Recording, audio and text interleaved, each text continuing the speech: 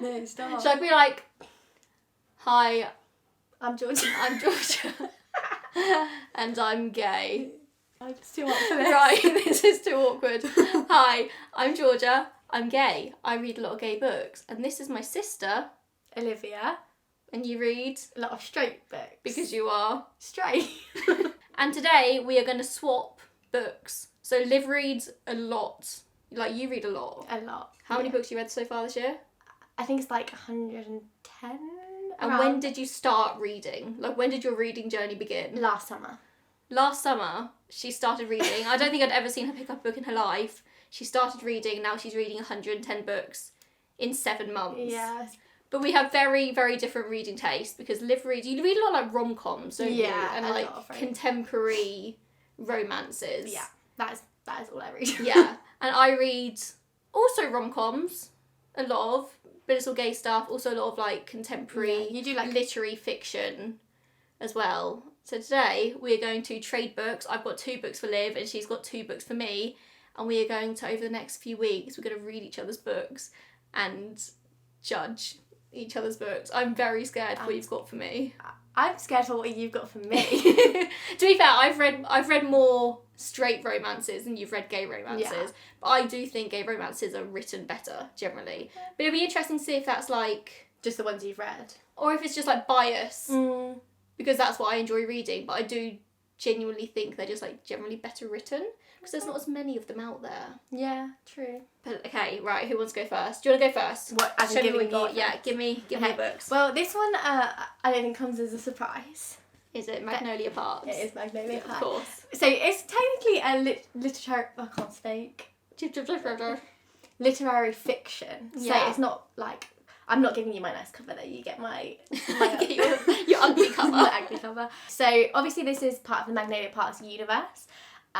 So this is the first one. I wanted my favourite in the like universe of the Daisy Haites books, but you were like, I have to give you a first. It needs to be the first one in the series and just know the context. Yeah. So obviously, a lot of people say it's like a London Gossip Girl, but I don't really know if that's the vibe. But that vibe does capture my attention. Yeah, it's like toxic relationships. Like it's Ooh. yeah, but it's written so well. Like, But does it like...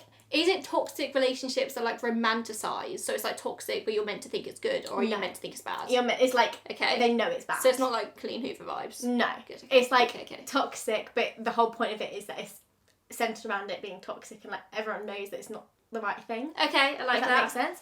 But it's obviously based in London, so like it speaks a lot about like different areas in London that like you go around and like a lot of like shops, and it's a lot of like fashion. Do you reckon one of the reasons that you love this book so much is you started reading when you started going to university Maybe. in London? Maybe. Like, yeah, I just love it. This is my favourite like series in the world. Okay, I have seen this all over the internet and I am kind of intrigued. I've got Now, of my- all the books you could have chosen for me, I've got my you got your Daisy Hayes. no, not it's Daisy my Hayes. How's the Weather Parks tote bag. For God's sake. Okay, I'm intrigued. I feel like I'm not going to hate this one as much as I could have done others. But like in the series, that's like my least favourite. So like if you like it, Interesting. I want you to read Okay. the next one in the It's getting a series. bit dark in here. Let me brighten it up a little bit. Also, I probably should address the fact that I do have wet hair, but it's 30 degrees today and I was not about to get out my hairdryer, so wet hair. I love how you've got like makeup on and you're all done up and I'm like, this is what you get. Right, book number 2. Okay. So this one, you might be like, oh, I said the first in the series, but it's basically a standalone series. Okay. So you can read it out of order. I read this book first before I read the other 2. Okay. So I think it's fine.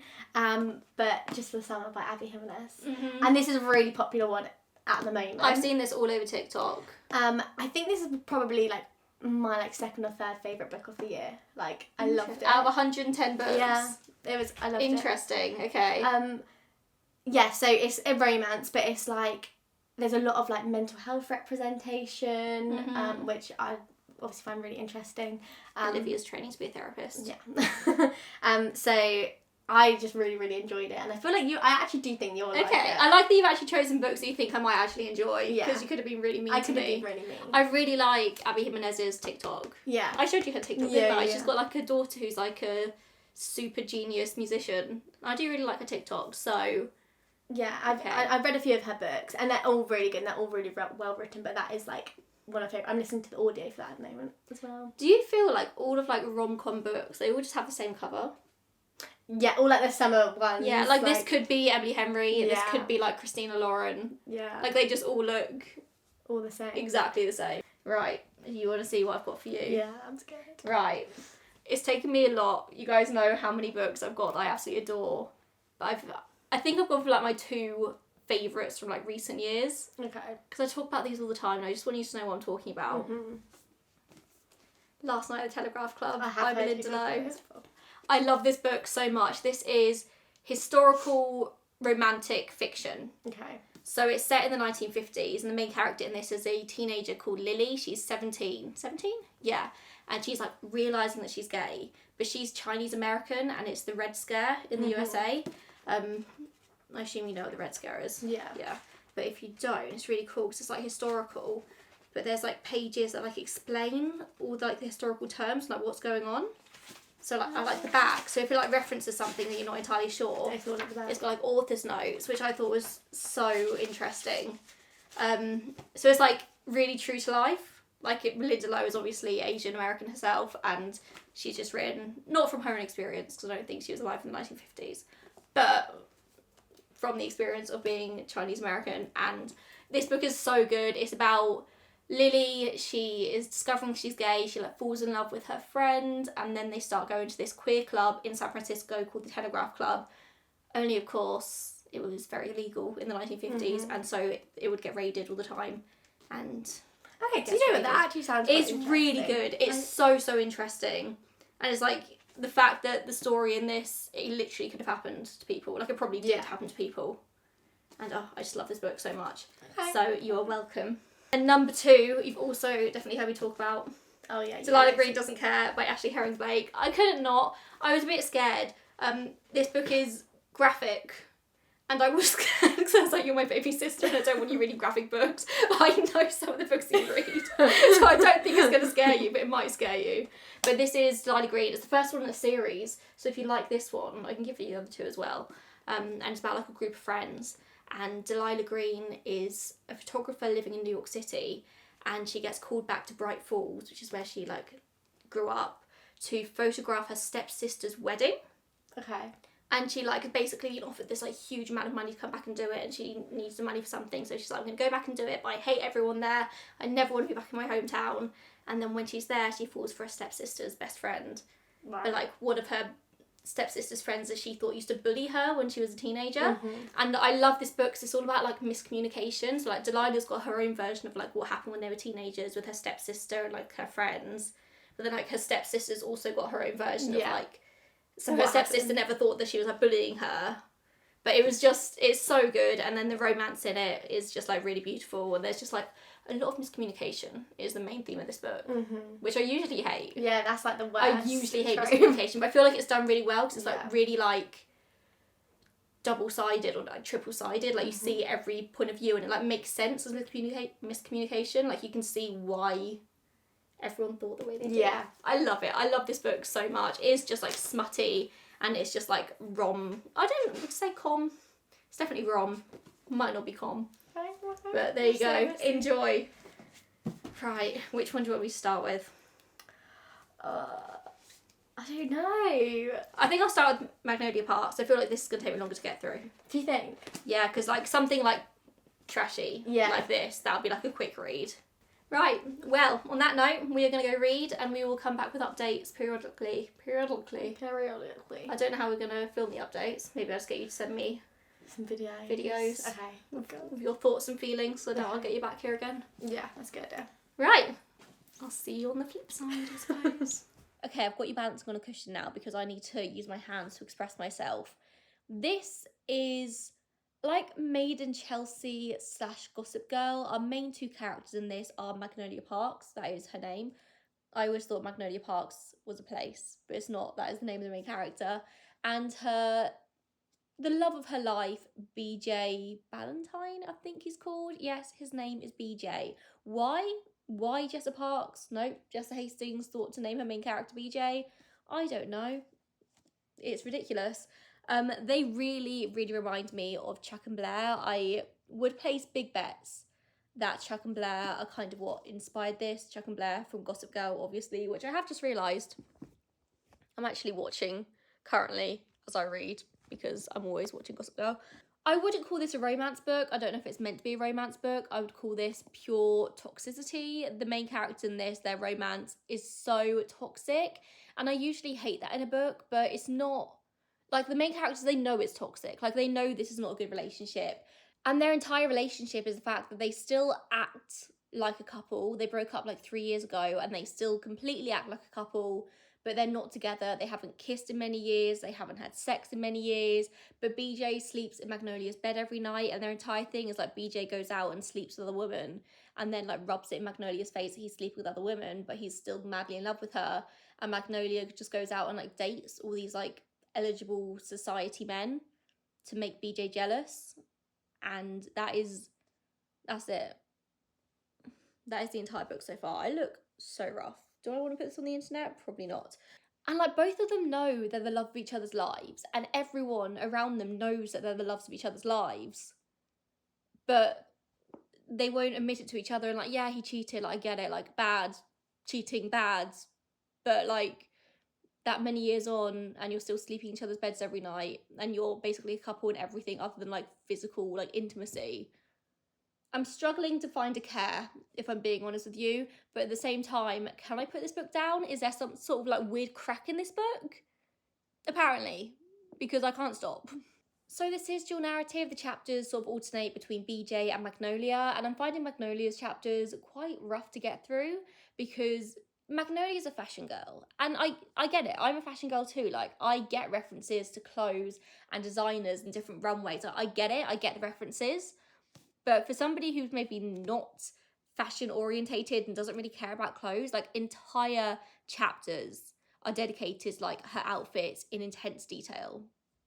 And like, I don't really care. And I am a fashion girl. Like, I don't need an entire, did I say chapter? I don't need an entire paragraph. I meant to say paragraph dedicated to the exact dress she's wearing from which full line of what designer, what year, and like, the people really care. And I found it like really obnoxious. And then only now on page 160, or like around page 160, have they finally sort of like addressed that, in that like Magnolia is obsessed with clothes and it's like her secret power that she knows where every dress or like every item of clothing is from ever. But like, if they address that in like the first chapter, I feel like it'd be like, okay, yeah, this is like a character quirk that she has. But to not address it until this far into the book, weird. And to be fair to Liv, she did tell me that that is a thing in this book, and I fully agree. My final point I want to make before I carry on reading is there are these like parts, oh, I don't want to lose my page, 161, right. There are these like parts where it's like text conversations, and not like all the time, but they happen a few times in the book. And the formatting's wrong. Like, this is all wrong. Like, this text is supposed to be on that side coming from Magnolia. But it's not. It's like that side, as if like Henry and other than the characters has sent it. And the same happens here. That is, it says it's from Henry, but it's not. It should be from Magnolia. And I literally had to read this like 10 times to figure it out. And that's not the only time it does it. Like, there's other text bits in the book as well where it does exactly the same thing. Like this one as well. It does the same. Which is just, it seems like a weird editing oversight. I don't really understand it, to be honest. My sister did say in the version that she's got, this is her version, but she's got like the nicer version as well, apparently. It doesn't do that? I don't really know, but I thought that was really weird. It was very confusing. It took me ages to figure out what the hell was going on. Anyway, wish me luck. I'm going back in. Okay, I have some thoughts, and I don't think they're overall positive thoughts, but also they're not overall negative, but also not neutral. Like, the things I didn't like about this book, I think are huge, glaring problems, and we'll get there, we'll talk about them. But there is something in this book that is like crack. I could not put this down. Every time I put this down, all I could think about was picking it up again. Like, when was the next time I could pick this up and read it? Because I just had to know, even though I knew where the story was going, I knew what was going to happen, I had to read it to prove myself right. And I was right, because it was so predictable. But like, there's something in this book. I could not stop. And even though I finished this, and I am about to kind of rip it to shreds a little bit, am I going to read the next one in the series? Yes. My sister does say that Daisy Haites is the best one in this series. Like, her storyline is so much better than Magnolia's, and Daisy Haites' story comes next. If I've listened to her talk about that book enough, I'm pretty sure that Daisy Haites' storyline runs parallel to what's happening in this book. Maybe she even said that at the beginning of this. I can't remember. That was filmed like 2 weeks ago now. So I am very intrigued to read Daisy Haites, because the best thing by far about this book was the side characters. Like, the side characters were so charming, so funny, like I was so intrigued by them, and I want to learn more about them. I just don't ever want to learn any more about fucking Magnolia Parks or BJ Ballantyne. Who calls their main character BJ? BJ. I couldn't get over it, I couldn't get past it, it was awful.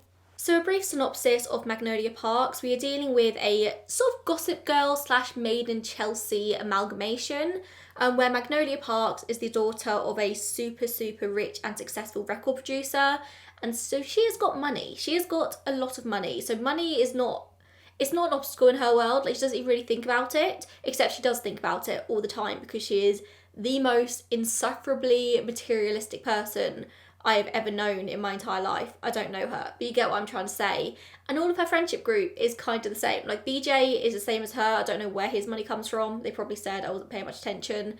But like, BJ is just as rich, and they just swan around in Chelsea or like in the rich parts of London spending money. That's it. That's all they do. And love each other, but in a really toxic way. They've known each other since they were children. They got together when Magnolia was about 15. I think BJ was like 16 or 17. They were together for a few years. They were like the it couple in Chelsea. Like, they're in all the tabloid magazines. Everyone's obsessed with Magnolia and BJ. And then BJ cheated on Magnolia and they broke up. And you literally find that out in like the first chapter of this book.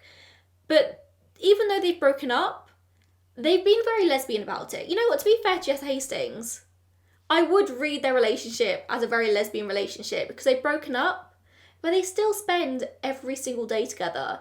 BJ still sleeps in Magnolia's bed pretty much every single night. Like, they've broken up, but the only difference now is they're like best friends forever, and they just don't shag or kiss ever. But they're together all the time. It is so toxic. BJ can sleep with whoever he wants to, and believe me, he does. But also he expects Magnolia to like stay this like beacon of purity for him. Like, when, is this maybe a small spoiler alert? Like, when later in the book Magnolia starts dating somebody and she actually starts to get feelings for him, and there's like inklings that they're going to sleep together, BJ loses his shit, because he can't stand this idea of Magnolia being anything but pure for him. Like, she is his. Like, he has been the only person who's ever slept with Magnolia Parks, and he wants it to stay that way, and she is special, and like, she shouldn't be sleeping around. Like, he's allowed to do it. Like, it is so like toxic masculinity. And oh my god, toxic masculinity, I could not say that then. If we're talking about toxic masculinity, the relationships he has with his like male friends, awful. Like, they literally like go out in the club and then like beat each other up. Like, it is like fully beating each other up, like squaring up to each other in such like a laddish, grim, gross way. And there's like 4 chapters where it's just like dedicated to them beating their friends up, and then the next chapter they're like, oh yeah, cool, lads, we're fine now, because this is what guys do. We just beat each other up and then we get over it, because we've got no healthy way to talk about our feelings. And listen, I don't mind an exploration of toxic masculinity and testosterone and the patriarchy in a book, but this wasn't an exploration of that. It was just like, these characters suck. Like, there was no like deeper layers to it. They just suck. I think as the reader, you are supposed to be rooting for Magnolia and BJ. Like, I think you are supposed to like be finding this romantic. I think. I wasn't there, but I think that's what Jess Hastings was going for.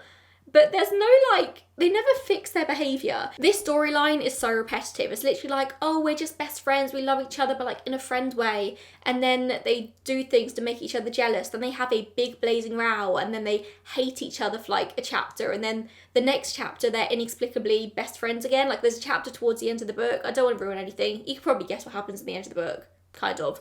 Like, I don't want to ruin it, but there's a chapter where they hate each other. And then the next chapter, they suddenly love each other again, and like they're together again, but there's no explanation as to what happened in the bridge there. Like, why did they suddenly, like, Magnolia went from like hating his guts to doing things with him. Like, what? There's, like, the story, like, the writing is so bad, but also so good. Like, I feel like the writing itself is good. The storyline, like, the plotting was bad, I think. It's just toxic, and they repeat the same patterns of behaviour over and over and over again, and there's never any sort of character growth at all. Like, neither of these characters change from the first chapter to the last chapter. Like, they continue to be insufferable.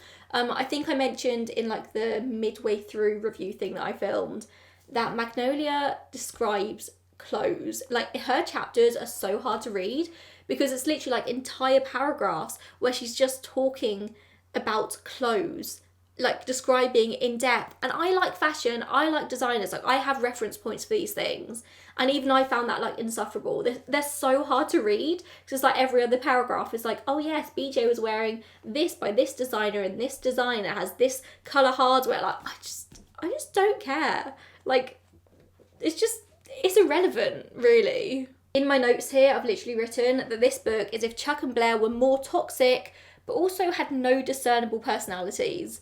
And I feel like that sums it up. Like, that's it. Did I enjoy this book? No. Could I put it down? Also no. Am I going to read Daisy Haites? Yes. Take from that what you will. That is my review. Okay, I'm back. Those last clips that you saw, they were filmed in July. It is now the 24th of October. It's taken a while. I got married in the middle of that. Like, it's been a busy couple of months, okay? And I actually finished reading this book probably about a month ago now, and I'm only just talking about it, so I've had to, like, scroll through it and just, like, refresh my memory a little bit. But I loved Just for the Summer. I gave this a solid 4 stars. It's not perfect, don't get me wrong, but in terms of, like, kooky, quirky little straight romances, this was so cute and it was written so well. Like, I read this book so quickly, I didn't even have a chance to do my, like, midway through thoughts. I read it all in, like, a day and a half maybe. Zoomed. So this book opens with a Reddit "Am I the Arsehole" post, and honestly, I was hooked from that moment. I thought it was so clever. And this Reddit post is written by Justin, and it's about his relationship with his best friend. But essentially, it kind of, like, boils down to the fact that every time Justin dates somebody new, they immediately leave him and go on to find their soulmate. Like, every single person he's ever dated has found their soulmate immediately after him. And a girl called Emma just so happens to read this, and she has the exact same problem. So she makes a decision to message him, and they immediately hit it off. Like, they have good banter from the get-go. So Emma works as a travelling nurse. She never stays in one place for more than, like, 2-3 months at a time, and she is due to be headed to Hawaii that month with her best friend Maddie, who is also a travelling nurse. They, like, go on this crazy journey together. And Emma convinces Maddie that she needs to go to Minnesota, where Justin's from, instead of Hawaii. And so they go, and Justin and Emma meet, and there's immediately this, like, chemistry between them.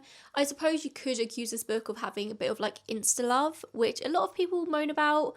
I don't really mind a bit of insta-love, like, if it makes sense, you know? Like, if it makes sense these two characters to immediately hit it off, I don't care if it's, like, instant love. Maybe that's the lesbian in me coming out. Maybe. But of course, because there needs to be a plot line for this book, both of them are pretty damaged. They've got a lot of baggage. Emma had a very emotionally turbulent childhood, should we say. Her mum isn't a very good mum at all. She only uses Emma when she wants something. And Emma's, like, constantly on high alert, knowing that at any point her mum's going to call and be like, I'm in prison, or, like, I got married again, or I need money, send me money. It's just a very emotionally abusive relationship, but Emma, like, can't seem to cut ties with her mum.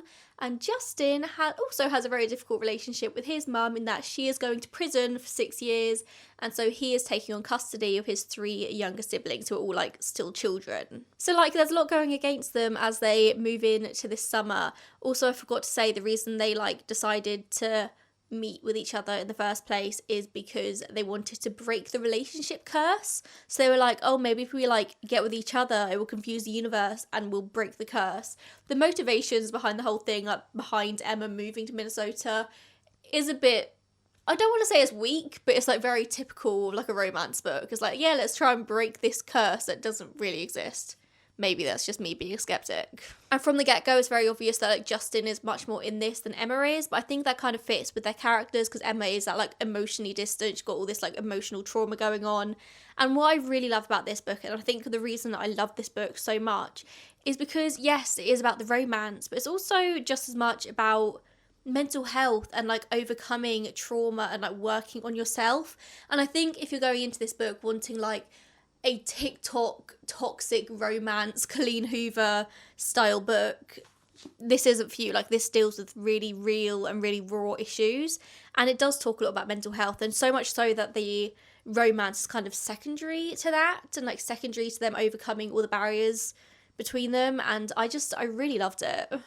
And the next thing that I'm about to say, I do not say this lightly at all, but I do think that Justin might be the most perfect man to ever exist. Like, he might be the definition of if he wanted to, he would. And that is a line used in this book, but not about Justin, about Emma's mum. Maddie's like, if she wanted to, she would. Like, Justin wants to, so he does. Why does your mum not do the things that she should do as a mum? He is, like, weirdly perfect. Like, he needed a flaw. Like, he needed a flaw or two. There's one point, basically, Emma and Maddie are staying on this, like, house on an island in the middle of a lake. It's a whole thing. And at one point, Justin goes over there on a unicorn floaty because there's no other way to get there, and Emma's not very well. So he literally paddles across this lake on a unicorn floaty. Like, what? This man is insane. Yes, it's crazy, it's ridiculous, but it's a book. There's always got to be an element of crazy and ridiculous, but also there's so much realness in this book. It's so like raw and so truthful when it comes to speaking about mental health. Like, it really doesn't brush over anything. I really see why my sister likes this book, because she is training to be a therapist, or she is a trained therapist now. She's just got some sort of qualification, I'm not sure what, I'll ask her. Yeah, I see why she really liked this book, and I really liked this book. It was cute, and I really want to read more Abby Jimenez stuff, so much so they actually went to the shop to try and buy another book by her, and they didn't have any. So yeah, I'll read more. Right, okay. I'm kind of scared. Olivia's back. It is now, I think I said in my last clip that I filmed for this, that we started filming this in July. Yeah, it was like boiling. I remember that day. It was like so hot. And I was like sweating. And now it's the 26th of October. Sometime. We've been busy. You went to Italy, didn't you? I did. You had a wedding. I had a wedding. It's been a busy few months.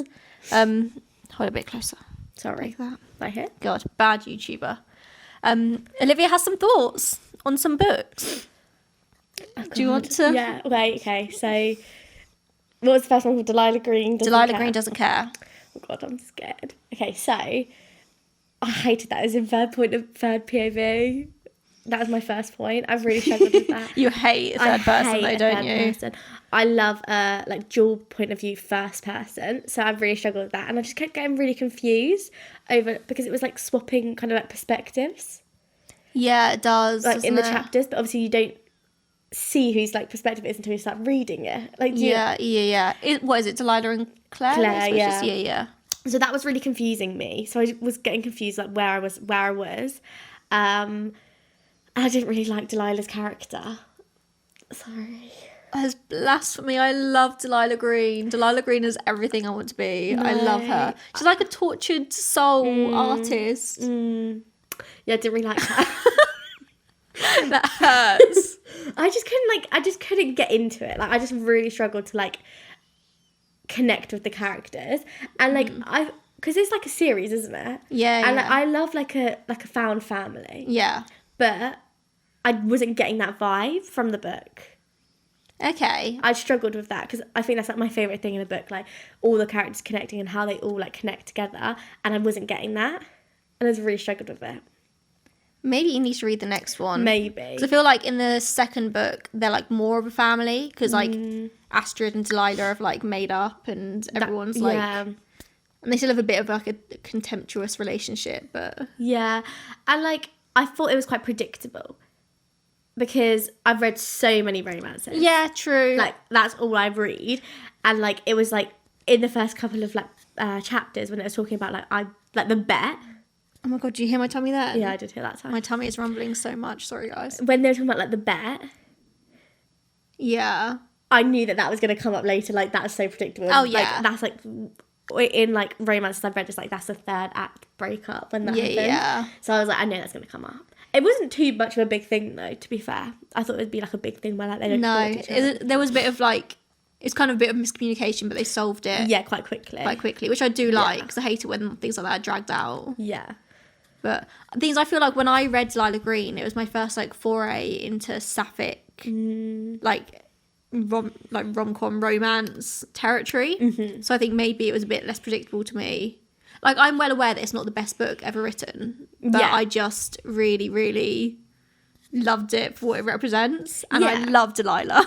Yeah, I didn't hate it. It just wasn't for me. Okay. And yeah, I just struggled with the third point of view, and I felt like the like actual romance was quite rushed. I felt like they'd like, as in Interesting.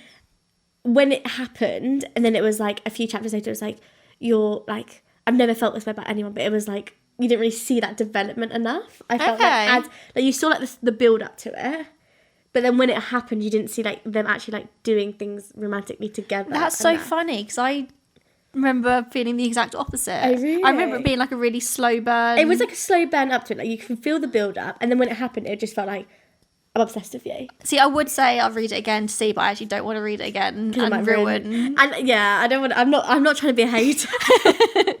But you are a hater. But it was just because I've read like so many, and like yeah, I just felt like it was. I like the like big like declarations and stuff, but like I want to see that build up of like the relationship, like when they're together as well, and like they're Yeah. doing like going on like dates and doing like romantic things together and stuff to get to that point. And I just felt like you didn't really see that, Okay, in my fair. opinion. But I didn't hate it. It just wasn't. It wasn't for me. What did you star rate it? It was 2 stars. Yeah, 2 Pain. stars.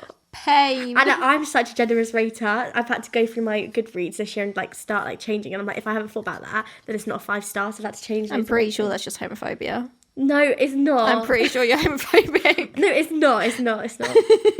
It's not. I promise. But it just wasn't for me. I think if it was first point of view, it would have made it so much better for me because I would have got the Right. I like being able to see inside their brain.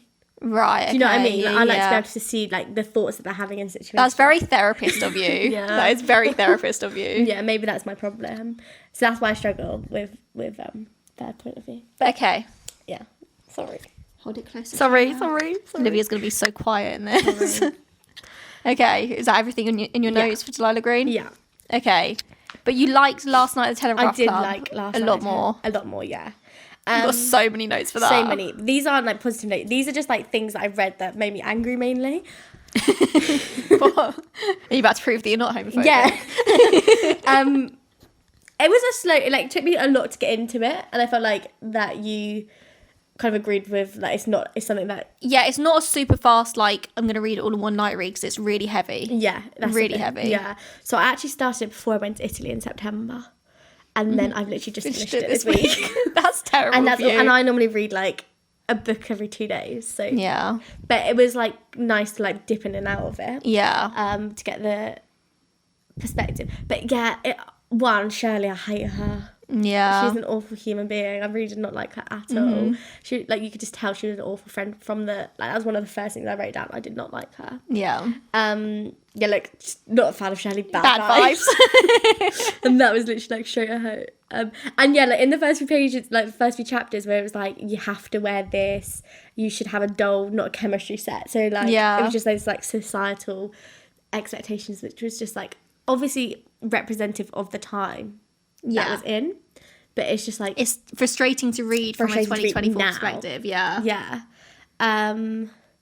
I also did. One thing I didn't like about it was the change in like the when it was like going back to like people from Lily's family. So, like Okay, well, you didn't like I didn't that. like that. 'cause Interesting. It was like throwing me off the story Because I really liked that, because I felt like it added a lot of context. And like, to be fair, like the book probably could have done without it in like a narrative sense. But I think from a like historical nerdy point of view, Yeah. I really liked it, because I liked seeing how these past events have made people the way they are now, and have led to the treatment of Lily as it is now. Yeah, I do agree with that.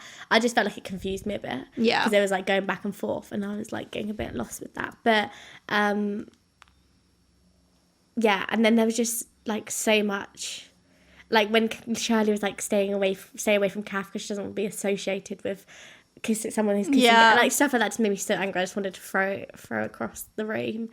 And then the mother, when she found out, and she was like, we do not have homosexual in this family. Yeah. Oh, that made me so mad. Yeah. And yeah, it was just like I enjoyed the way, like, reading about it, because it's like so interesting to see how life was then. Yeah. And like still, I feel like when you're homosexual, you have those things still happening to you now. Oh, absolutely. And like, as a straight person, like, you don't have that. You don't feel that.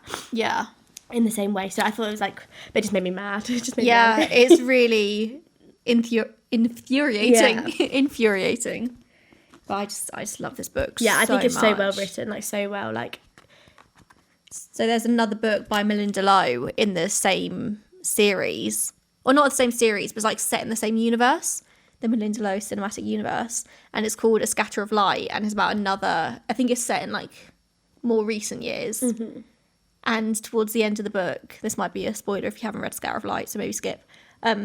There's reference to how the main character in Scatter of Light is related to Lily. She's like her second cousin, and it tells you how Lily and Kathy are still together. Oh, yeah, because you didn't see a lot, like, of them actually being together. Like, there was just like that last chapter of like a year later. Yeah, and you just don't really... You don't know what happens after that. Because after that point, they easily could have gone their separate ways and like been separated.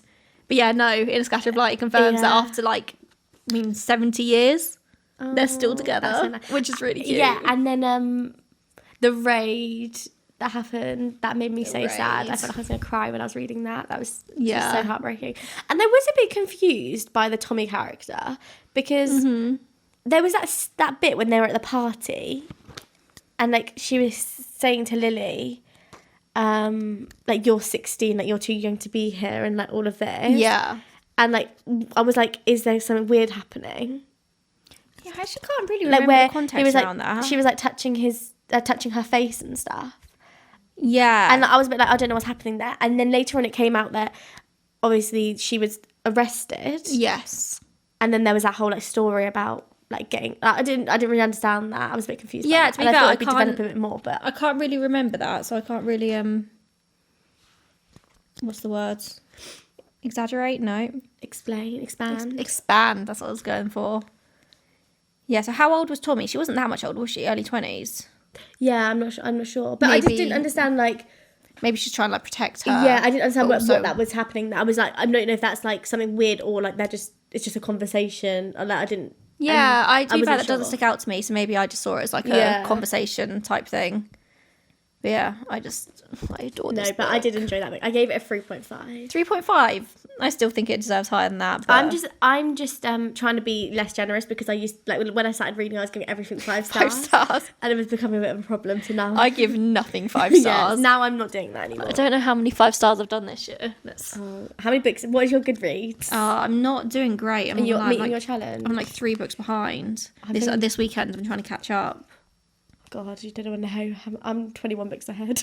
Jesus Christ, how many books are you on now? 143. 143 books. Fuck me.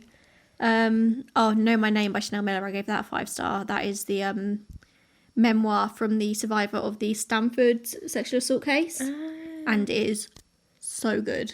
I've not heard of that. If you want like an audiobook to listen to, that is the one I would recommend. I need to hear you. Have you already filmed your like opinion? Oh yeah, I have. But I'll tell you. We can chat about it. Yeah. Okay, Magnolia Parks. I've already kind of spoken to you about it. Yeah. I liked all of the characters apart from Magnolia and BJ. Yeah, which I feel like I love them now, but in that first book I understand. Oh no, my camera's flashing red. That means it's about to run out. It means it's about to run out. Okay, really quickly. Hopefully it doesn't die. Hated Magnolia and BJ. Loved everyone else. Their relationship is like so toxic. But do you know what I mean by like it's meant to be toxic? It's meant to be toxic, as in, also like, it's still infuriating. You go into reading it knowing that like it's just the way that they don't communicate at all. That's like, what do you mean you're sleeping in each other's bed every night, but you're not in a relationship, but you're not allowed to sleep with anyone else, but BJ's allowed to sleep with other people. Yeah. BJ can do what he wants because he's a man, but Magnolia's got to be this like pure, perfect like paradigm of like a woman is so misogynistic. I really want you to read Daisy Hates. I do kind of want to read Daisy Hates. I might, Daisy if Hates, you give it to me, I might read it, to be fair. Because Daisy Hates and Daisy Hates the Great and Daisy Hates the Great Undoing is my favourite book I've ever read in my life. I love it so much. I can buy it every single day. Okay, maybe I'll read that for you. I'll do it. Just for the Summer, loved it. I loved it. I it was thought really you would cute. like it. I thought, yeah, I liked how the focus was more on mental health rather than the romance. Yeah.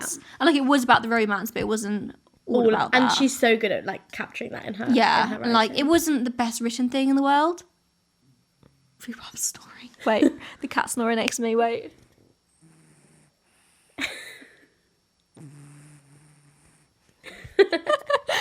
She's so snory.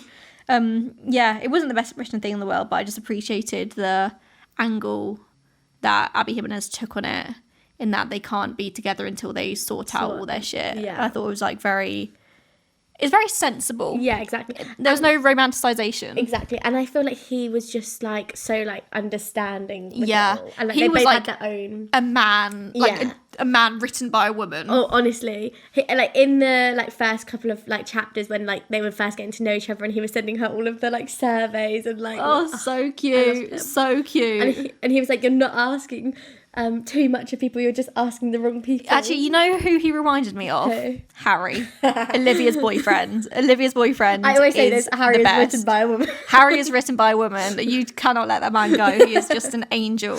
He's so sweet. So yeah. What's his name? Justin. Justin Is Harry. Never let him go. Maybe that's why I liked it so much. Yeah, maybe. I literally had that thought like halfway through. I was like, oh my god, this man is actually. This is what I always say about like book boyfriends. My favourite book boyfriend is a lover boy. Like ones who are obsessed with their girlfriend. Yeah. It seems correct because Harry is obsessed with you. Olivia is such a princess. She doesn't need to do anything ever. Harry does everything for her and does it with a smile. Like he's so happy. Just wait on you hand and foot. It's ridiculous. Right, camera's still flashing. With that, let's round up. Yeah. Thank you guys so much for watching. If you enjoyed this, we can probably do another one. Yeah. Because I've got so many more books I want you Hopefully to I'll read read. it a bit quicker this time. Yeah, literally. Yeah, if you want more of Olivia, let me know. Yeah, which you will. Which you will, of course. Right, thanks for watching. Bye.